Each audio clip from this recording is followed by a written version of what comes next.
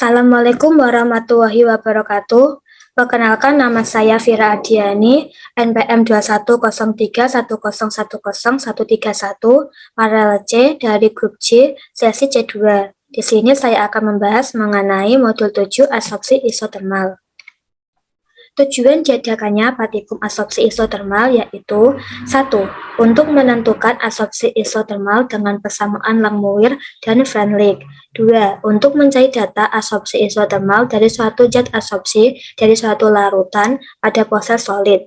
3. Untuk menentukan hubungan antara konsentrasi zat dengan proses absorpsi. Sebelum membahas mengenai absorpsi isotermal, marilah kita mengenal terlebih dahulu apa itu absorpsi. Get ready, share time. Absorpsi, pengertian absorpsi yaitu suatu proses yang terjadi ketika suatu fluida, cairan, atau gas terikat pada suatu padatan sehingga terbentuk suatu lapisan tipis atau film pada permukaan padat tersebut. Pada absorpsi terdapat dua istilah, yaitu adsorban dan adsorbat. Adsorban yaitu zat penyerap, sedangkan adsorban merupakan molekul yang menempel pada permukaan adsorban yang berbentuk cairan atau gas. Adsorban yaitu yang lingkaran besar, sedangkan adsorbat merupakan molekul-molekul kecil.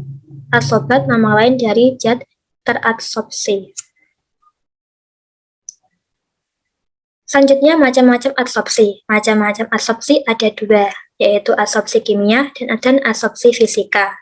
Absorpsi kimia terjadi karena gaya-gaya kimia yang diikuti oleh reaksi kimia. Absorpsi kimia menghasilkan senyawa baru, sedangkan absorpsi fisika yaitu terjadi karena gaya fisika, gaya van der Waals pada permukaan polar maupun nonpolar. Pada absorpsi fisika, molekul yang terikat tidak kuat, sehingga proses dapat balik dengan cepat. Selanjutnya, jenis adsorben. Jenis adsorben ada 3, yaitu adsorben polar, nonpolar, dan basah. Adsorben polar yaitu mempunyai daya serap yang besar pada asam karboksilat, alumina, keton, aldehid, alkohol. Sedangkan nonpolar yaitu daya serap yang besar terhadap amin dan senyawa basah lainnya, silika. Sedangkan adsorben basah mempunyai daya serap yang besar terhadap senyawa yang mengandung asam, seperti magnesia.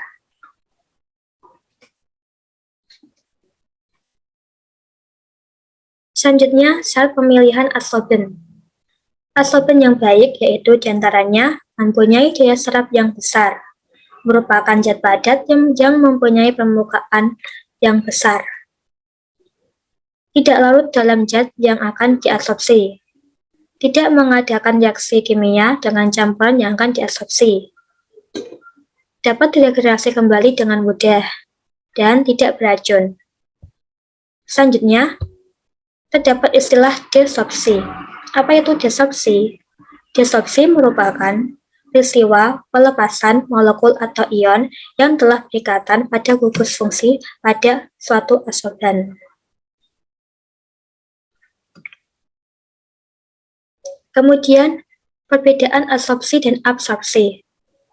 Absorpsi dan absorpsi itu berbeda.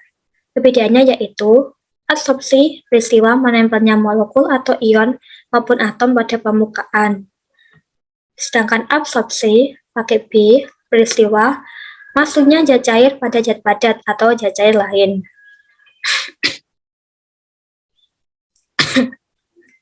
Selanjutnya, mari kita ke absorpsi isotermal. Hana, do, set, biar, one. Apa itu absorpsi isotermal? Absorpsi isotermal menunjukkan konsentrasi yang bergantung pada kesetimbangan distribusi ion-ion logam antar larutan dan fase padat pada suhu tetap.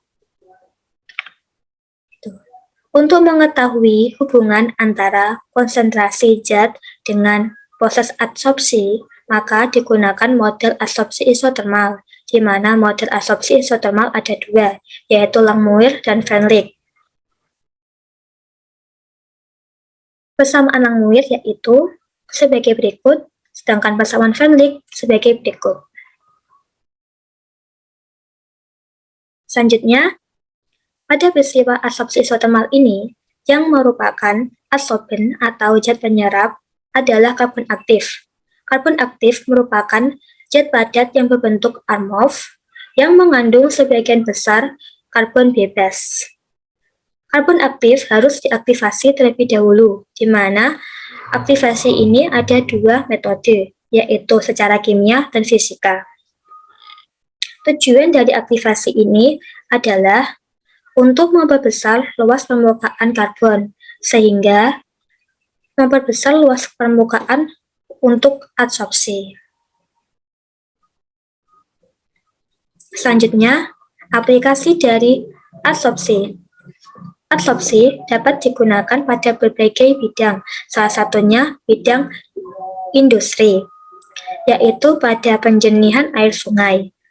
Adsorpsi dapat menyerap zat-zat yang kotor, sehingga menyebabkan air menjadi putih atau bersih. Selanjutnya yaitu prosedur adsorpsi. Pertama, menyiapkan 6 buah elemen Maillard. Yang kedua, membuat larutan asam asetat dengan konsentrasi N/2 sebanyak 100 ml. Ketiga, membuat larutan asam asetat dengan konsentrasi N/4, N/8, N/16, N/32, dan N/64, masing-masing 50 ml, dengan cara mengajarkan asam asetat N/2. Yang ketiga, memasukkan masing-masing 1-2 gram karbon aktif ke dalam 6 buah elemen Maillard yang telah disiapkan.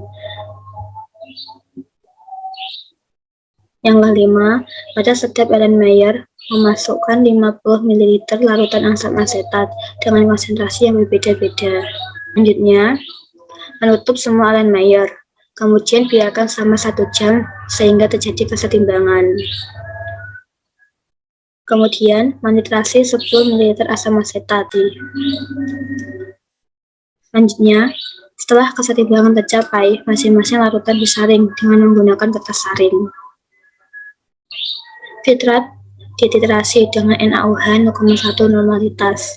Untuk filtrat yang lebih pekat cukup digunakan 10 ml, sedangkan yang lebih encer digunakan 25 ml.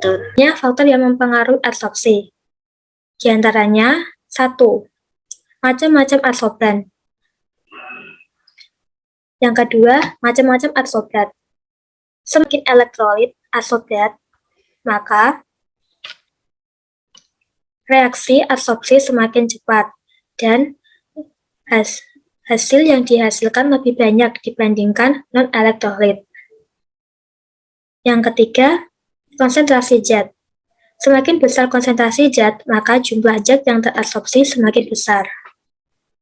Keempat, luas permukaan. Semakin besar luas permukaan adsorban, maksudnya luas permukaan adsorban yang berukuran kecil, maka zat-zat adsorbat akan banyak yang menempati luas permukaan, maksudnya semakin besar luas permukaan adsorban, luas permukaannya bukan kecil, maka banyak adsorbat yang menempel, sehingga banyak adsorbat yang diadsorpsi.